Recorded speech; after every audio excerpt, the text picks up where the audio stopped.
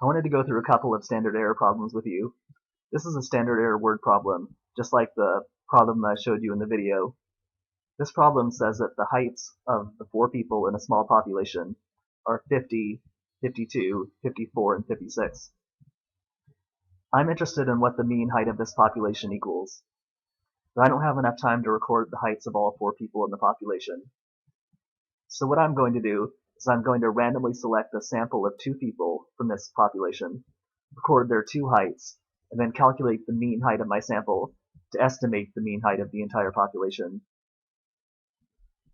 And this question asks, what does the standard error of the possible samples of 2 people equal? I'll explain what this question is asking. If I randomly select a sample of 2 people from this population, there are 6 possible samples that could be chosen. In other words, there's 6 possible combinations of 2 people that could be selected. I'm only going to get one of those as my actual sample. Each of those 6 possible samples of 2 people has its own sample mean. The standard error would just be the standard deviation of all 6 of those sample means. In the video I told you that the standard error is just the standard deviation of the sampling distribution. It's the standard deviation of the means of all possible samples that could be selected in the study. So we're going to go through both methods of finding the standard error. In the video I showed you 2 different methods. The first method involves calculating the means of all possible samples, and then calculating the standard deviation of the sample means. The second method is the standard error formula.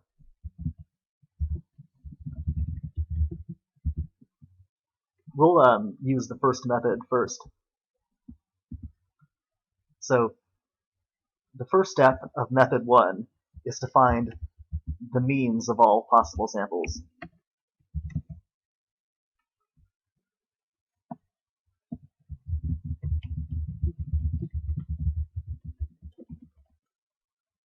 And this question says we want the standard error of the possible samples of 2 people. So we know that we're dealing with possible samples of 2 people. That means that in step 1, we're going to sort out the population into all possible samples of 2 people, and then calculate the mean of each sample. It'll be helpful if I write the population over here just so we can see it. So the 4 people in the population have these heights. These are the heights of the 4 people in the population. Now let's sort this out into all possible samples of 2 people.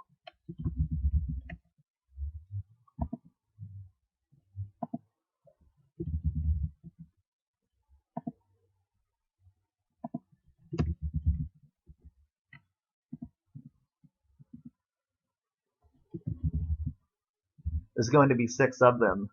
I'll explain why.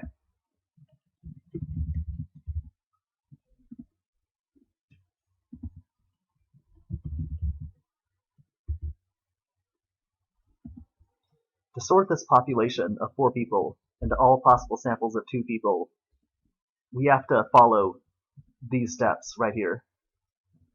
First, we have to start with person 1, and then pair person 1 with each person under person 1. So we need to pair person 1 with person 2, person 1 with person 3, and person 1 with person 4. So let's do that. So when we pair person 1 with person 2, we get 1 possible sample.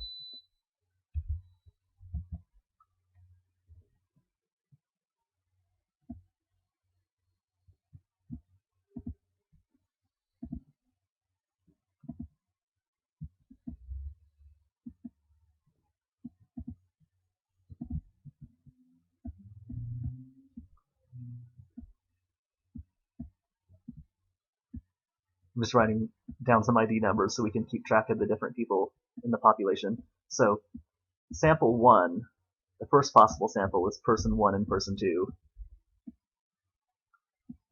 The second possible sample is person 1 and person 3. And their two heights are 50 and 54.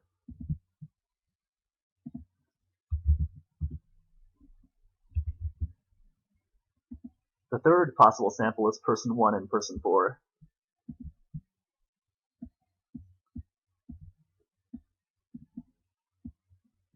Their two heights are 50 and 56.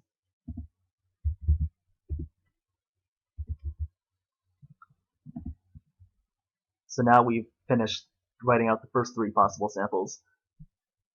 At this point, we have no one left to pair with person 1. So we'll move down to person 2, and we'll pair person 2 with every person under person 2. So 2 and 3 will be one possible sample.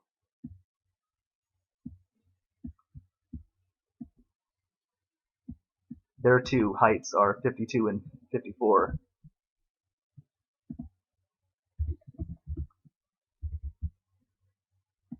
And now the next possible sample will be person 2 and person 4. Their two heights are 52 and 56.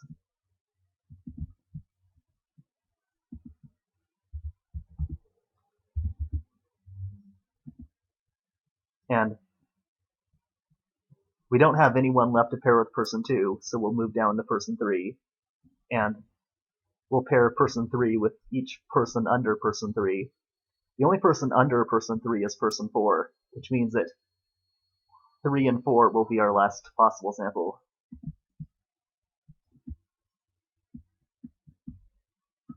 And their two heights are 54 and 56.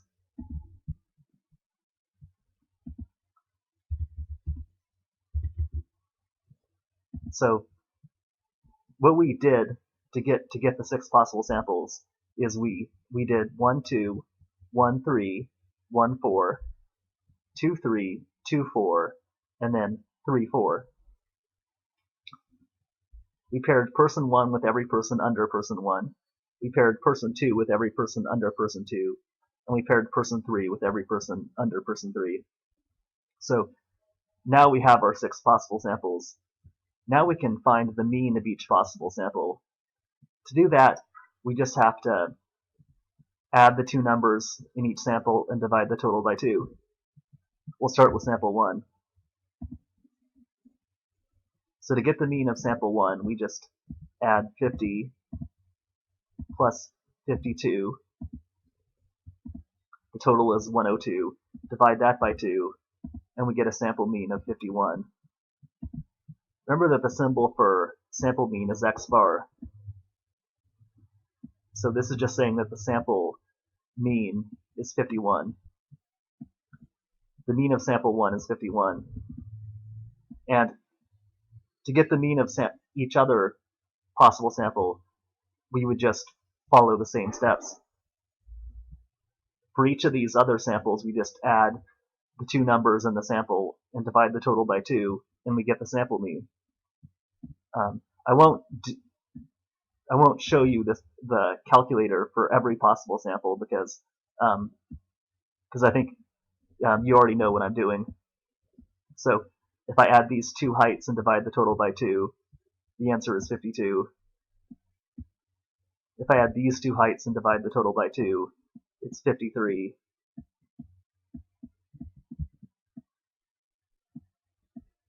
If I add these two heights and divide the total by 2, it's 53 again.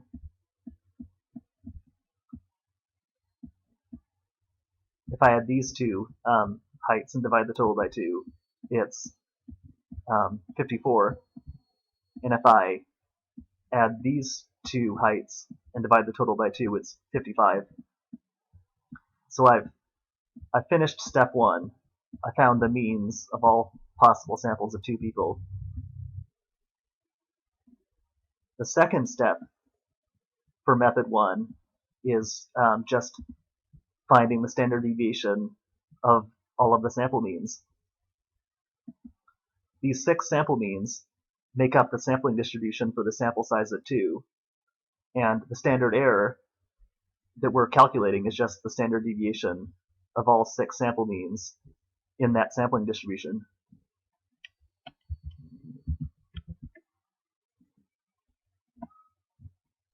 So step 2 is find the standard deviation of the sample means. So we'll list out the sample means right here. So I just took these 6 sample means and I put them into a list right here. So it's remember this. So the sample means are 51, 52, 53, 53, 54, and 55. I put those 6 sample means into a list right here.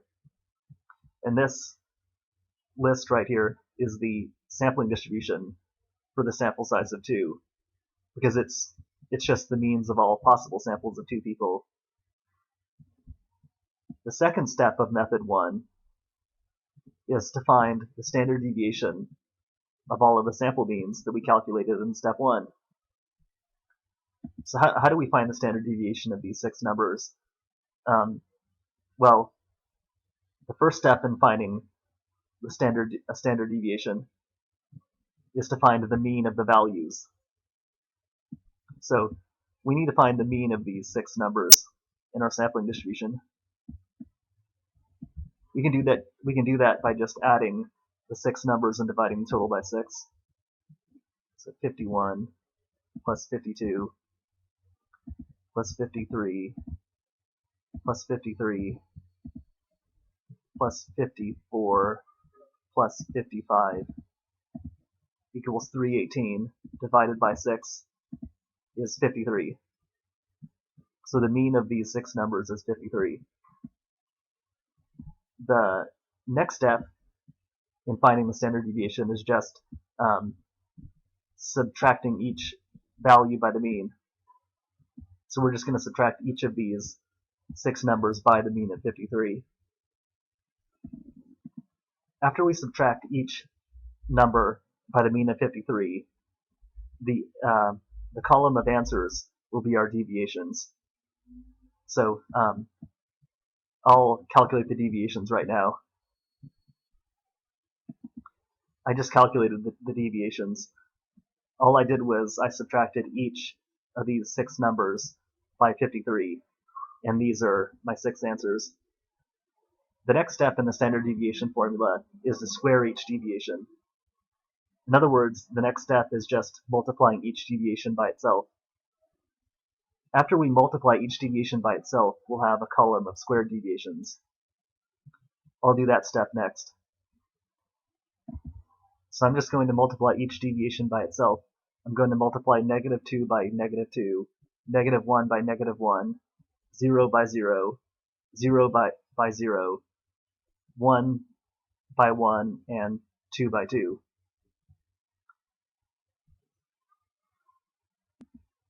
I just finished multiplying each deviation by itself, and my column of answers is my column of squared deviations.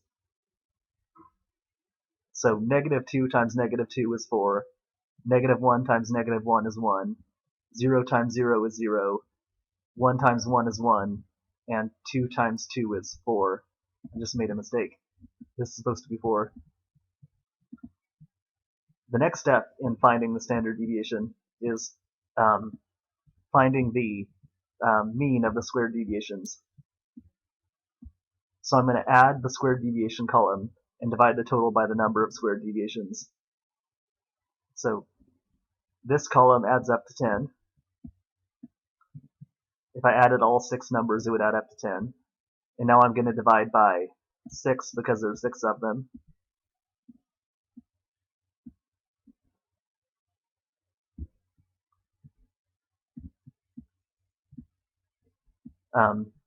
In this type of a problem, you don't drop it down by 1. When we're finding the standard error, we don't drop it down by 1. The only situation in which you would drop it down by 1 is if you were finding the standard deviation of the values inside of a particular sample.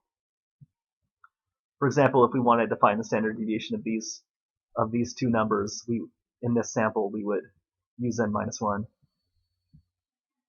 So we divide by 6 because there's 6 of them. There's 6 squared deviations. And 10 divided by 6 is 1.67, or roughly 1.7 if you round. And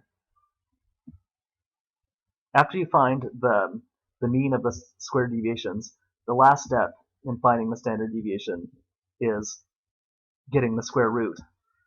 So we have to find the square root of 1.7.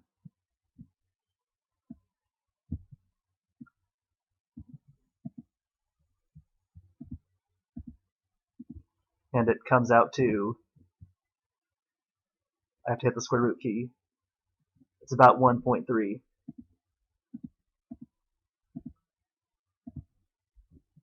That's our standard error. So that's the answer to this problem. The standard error is 1.3. Now we're going to go through the second method of finding the standard error, which is using the standard error formula. And the first step of this method is finding the standard deviation of the population. Meaning, finding the standard deviation of the individual people in the population. Find the population standard deviation. To do that, we need to write out the values of all 4 population members.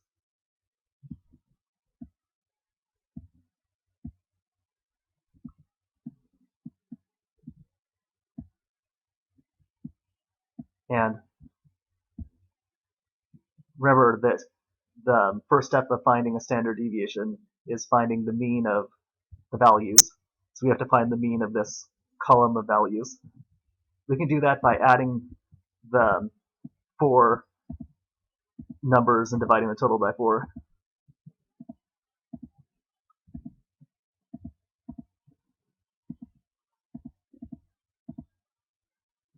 And the answer is 53.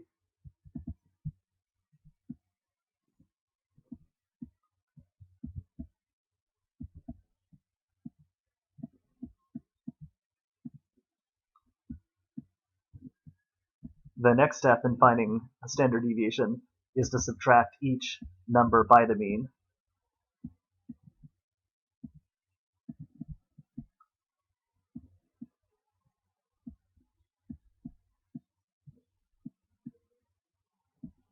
And when you subtract each number by the mean, the answers are called deviations. So I'll calculate the deviations right now.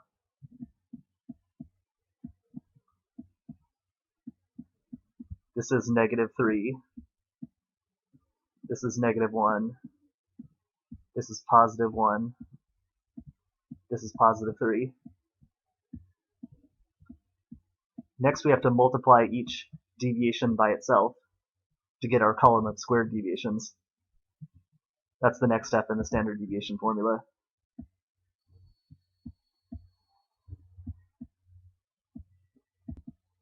So we're just multiplying -3 by -3, -1 by -1, 1 by 1, and 3 by 3. That'll give us our column of squared deviations. This equals 9 because the 2 negatives cancel out. This equals 1 because the 2 negatives cancel out. This equals 1. This equals 9. That's our column of squared deviations. The next step in finding the standard deviation is finding the mean of the squared deviations. So we just add the column of squared deviations and divide by the number of squared deviations. These 4 numbers add up to 20. We divide by 4 because there's 4 numbers in this column. And the mean of the squared deviations comes out to 5. That's our variance. And then the last step of finding the standard deviation is just finding the square root of the variance. So we press 5 and hit the square root key. The answer is it's about 2.24. I'll leave 2 decimal places this time, just to be more exact. So this is the standard deviation of the population. This is the standard deviation of the 4 people in the population. And the symbol for population standard deviation is sigma, so sigma equals 2.24. Now the next step in method 2 is just using the standard error formula.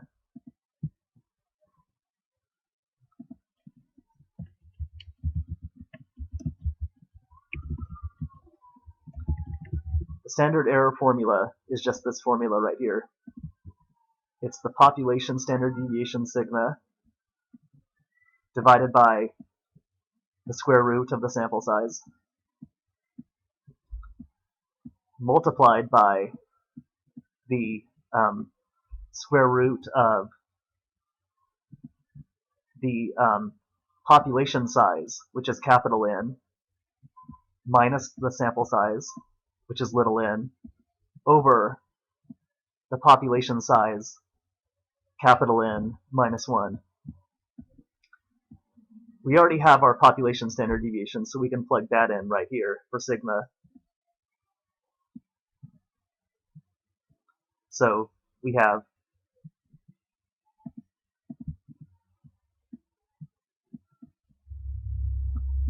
sigma is 2.24. We calculated the population standard deviation in step 1, and that's sigma right here.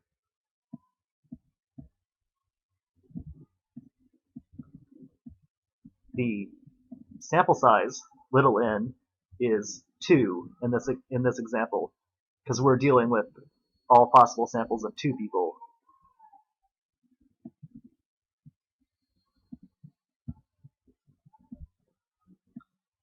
The population size is 4 because each of these 6 samples came from a population of 4 people. There's 4 people in the population. So this is the population size of 4 minus the sample size of 2 over the population size minus 1. This is always a minus 1. It's just, that's part of the formula. So now we need to work on this square root first. So 4 minus 2 equals 2, and 4 minus 1 equals 3. So we're going to change this to 2 over 3, because, like I said, 4 minus 2 equals 2, and 4 minus 1 equals 3.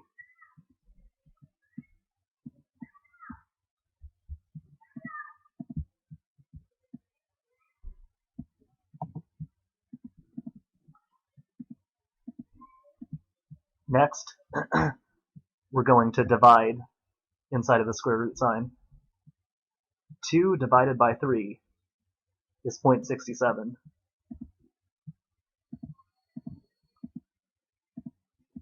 Roughly.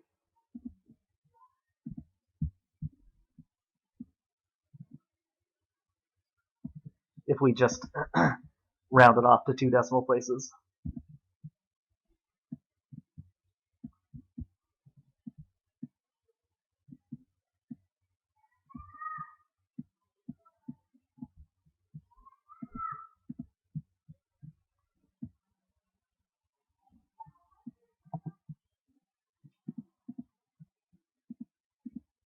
Next, we're going to find the square root of 0.67.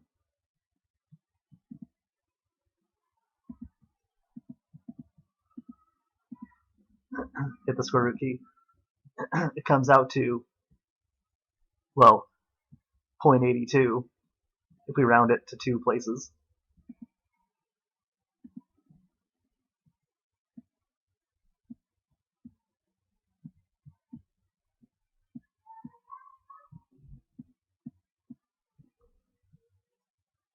So now we've gone through all of this work right here, and now we don't have a square root sign anymore because we already found the square root of this number.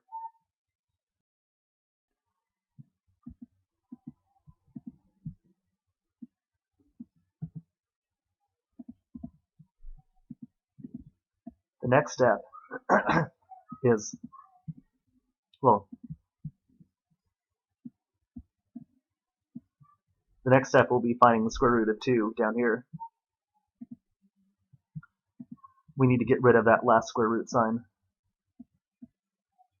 So just 2 and then hit the square root sign. Comes out to about 1.41.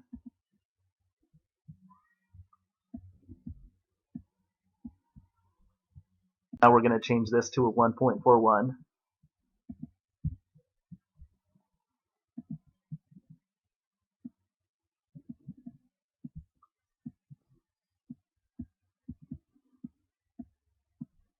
Now we don't have any square roots left, we just have regular numbers.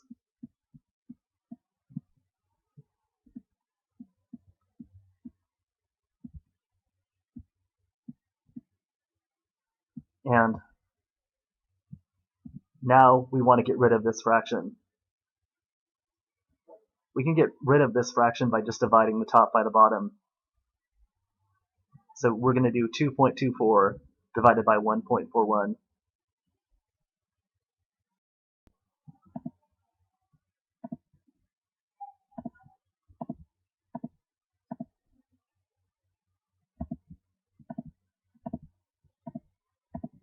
We divide, it comes out to about 1.59.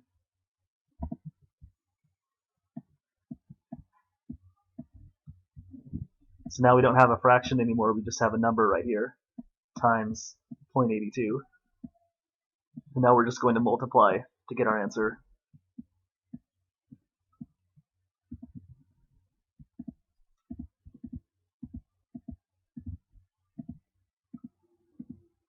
One 0.59 times 0.82 is about 1.3. That's the standard error. So we got the same answer with method 2 that we did with method 1.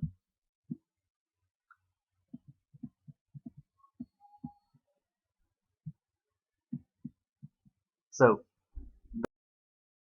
when we did method 1, we sorted the population into all possible samples of 2 people. We found the mean of each possible sample, and then we calculated the standard deviation of the 6 sample means. And that our answer was the standard error. When we used method 2, we found the standard deviation of the 4 people in the population. It came out to 2.24, and then we just plugged that into the standard error formula, and the standard error formula gave us the standard error. Now we'll go through one more problem, and we'll go through one more standard error problem, and just like before, we'll use both methods to find the answer.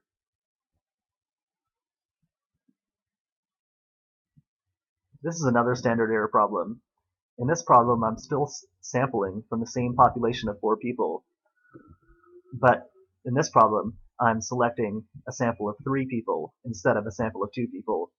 In this problem, I'm randomly selecting a sample of 3 people from this population, and I'm going to record the heights of those 3 people, and then calculate the mean of my sample to estimate the mean of the entire population. So the only thing that changed is my sample size. And now I want to know what the standard error of all of the possible samples of 3 people equals. If I randomly select a sample of 3 people from this population, there's 4 possible samples that I could get. In other words, there's 4 possible combinations of 3 people. And I'm going to end up getting one of those possible combinations as my actual sample. And each of those 4 possible samples has its own sample mean. And the standard error that I'm looking for is just the standard deviation of those 4 sample means. So we'll go through both methods to find the standard error. So we'll go through method 1 first. The first step in method 1 is finding the means of all possible samples. Now I'm dealing with, since I'm selecting a sample of 3 people, I'm dealing with all possible samples of 3 people. So now I'm going to sort the population into all possible samples of 3 people.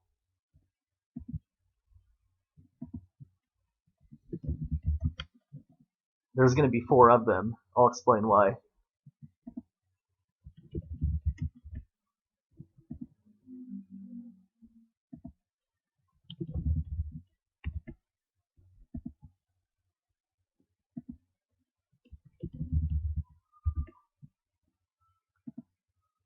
So to sort this population of 4 people into all possible samples of 3 people, we just need to leave out 1 person each time. I'll explain what I mean. In sample 1, we'll leave out person 4. We'll just include persons 1, 2, and 3. In sample 2, we'll leave out person 3, so it'll just be 1, 2, and 4. In sample 3, we'll leave out person 2, so it'll be 1, 3, and 4. And then in sample 4, we'll leave out person 4. It'll just be 1, 2, and 3. So we just left out a different person each time. In sample 1, we left out person 4. In sample 2, we left out person 3. In sample 3, we left out person 2. And in sample 4, we left out person... Oh wait, I'm sorry, I did this wrong. We should have left out person 4 in sample 4.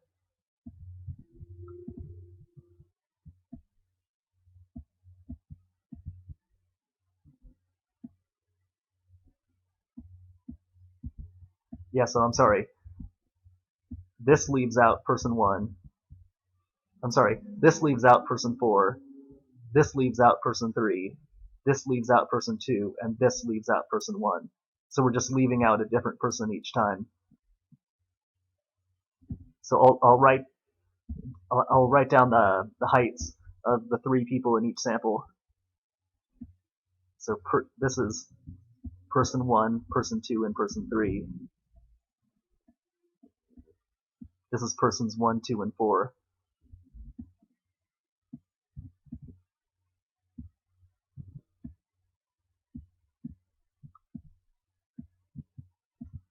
This is person 1, 3, and 4.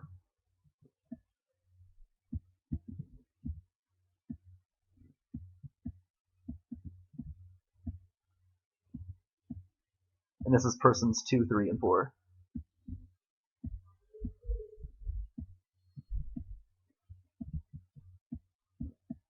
So we need to find the mean of each possible sample.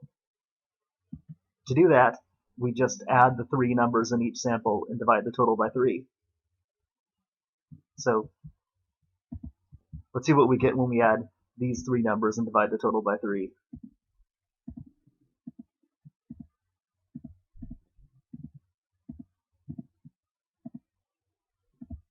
Comes out to 52. So x bar is 52. Remember, x bar is just sample mean. And we just need to do the same thing for the other 3 samples.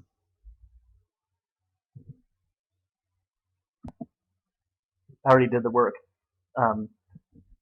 For each sample, I added the 3 numbers and divided the total by 3. So now I have all 4 sample means. So I added these 3 numbers and divided the total by 3. I added these 3 numbers and divided the total by 3. And I added these 3 numbers and divided the total by 3. Now that I have all 4 sample means, I'm done with step 1. And now step 2 just says to find the standard deviation of the 4 sample means that I calculated in step 1. So we'll write out the 4 sample means.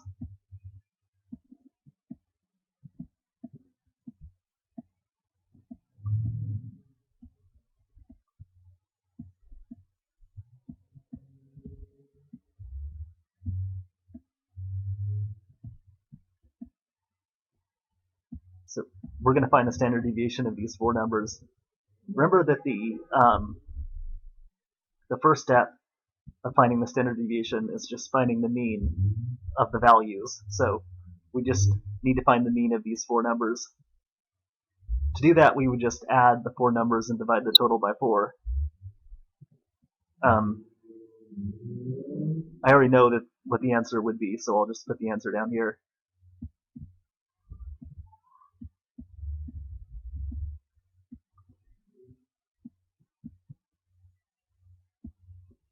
So we know what the mean is 53. So we just have to subtract each number by 53 to get the deviations. I just finished the work. I subtracted each of the 4 numbers by 53, and I got these deviations. So what we've done so far is we've calculated the means of all possible samples of 3, and we got these 4 sample means in step 1. Then we listed out those 4 sample means right here, and then we just calculated we calculated the mean of the 4 sample means. We added these 4 numbers and divided by 4, and it came out to 53. We subtracted each value by the mean of 53, and then these answers are the deviations. Now we have to multiply each deviation by itself to get the squared deviations. So we're just multiplying each deviation by itself. Negative 1 times negative 1, negative 0.33 times negative 0.33, 0.33 times 0.33, and 1 times 1.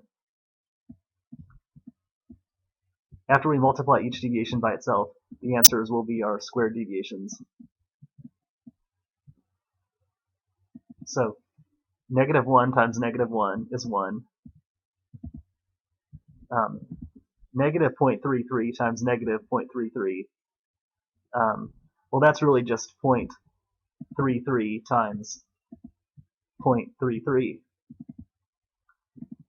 We don't have to worry about the negative signs because they cancel out anyway. So 0.33 times 0.33 is 0.1089. We'll just round it off to 0.11.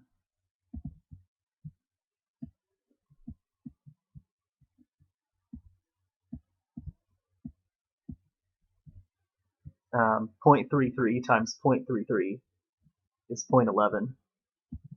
So negative 0.33 times negative 0.33 comes out to the same answer as just 0.33 times 0.33.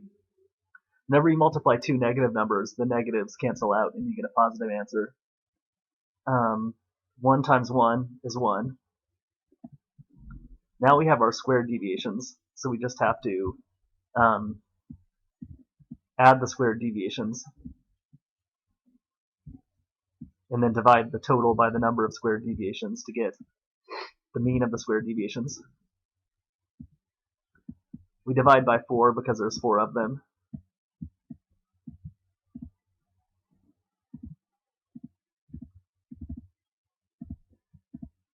The answer is 0.555.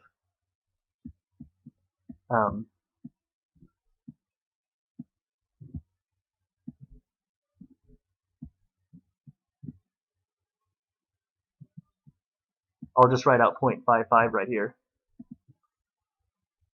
Well, I'll just leave all 3 digits, and then the square root of that is our answer. It's about 0.74.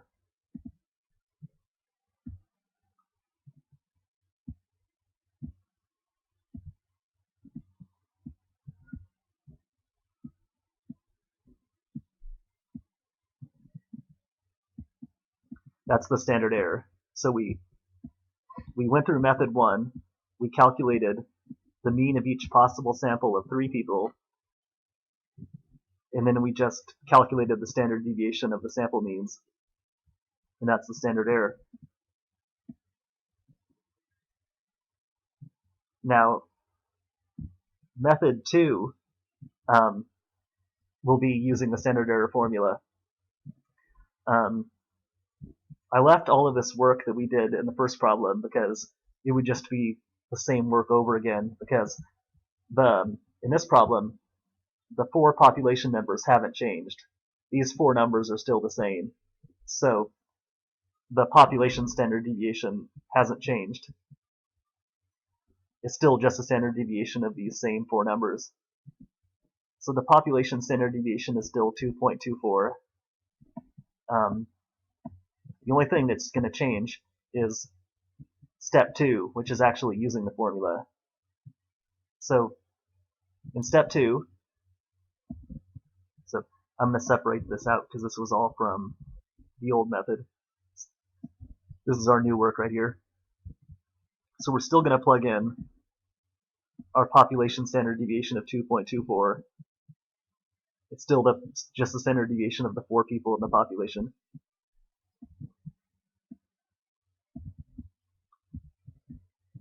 So that's sigma, the population standard deviation. The number that's going to change this time is little n, because now we're dealing with a sample size of 3. We're finding the standard error of all possible samples of 3 people.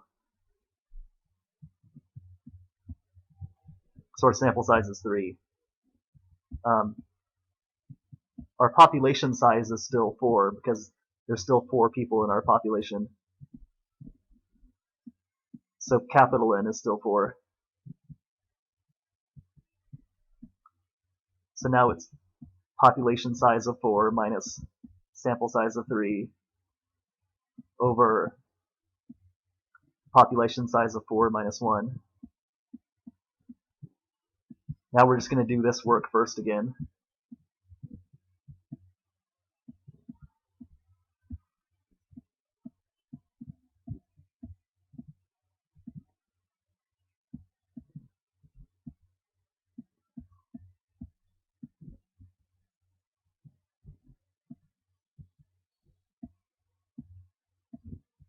So 4 minus 3 is 1.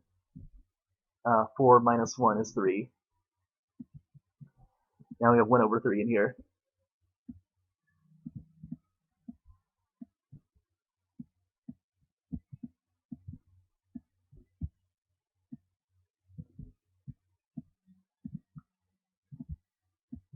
Inside here, we'll divide 1 by 3. We just have to divide this fraction. 1 divided by 3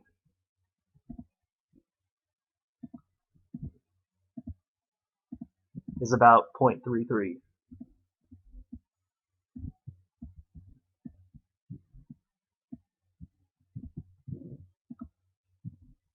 So now now that we're down to just having a number under the square root sign, we'll find the square root of that number.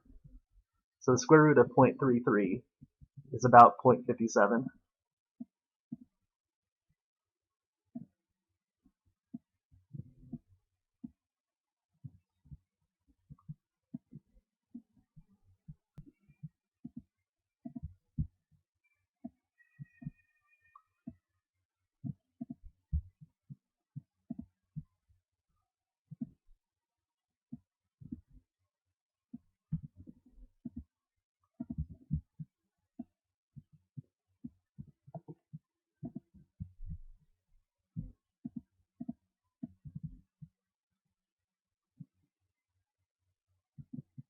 So here's the so now we're finished with this part right here, because we already found the square root.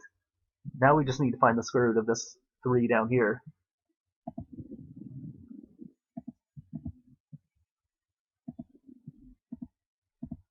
This is 1.73.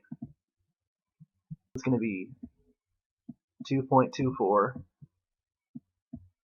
over 1.73. 1.73 times this number right here.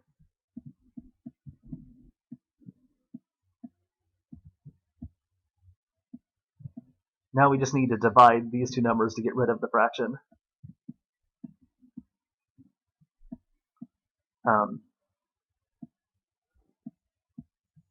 So 2.24 divided by 1.73 is it's about 1.29.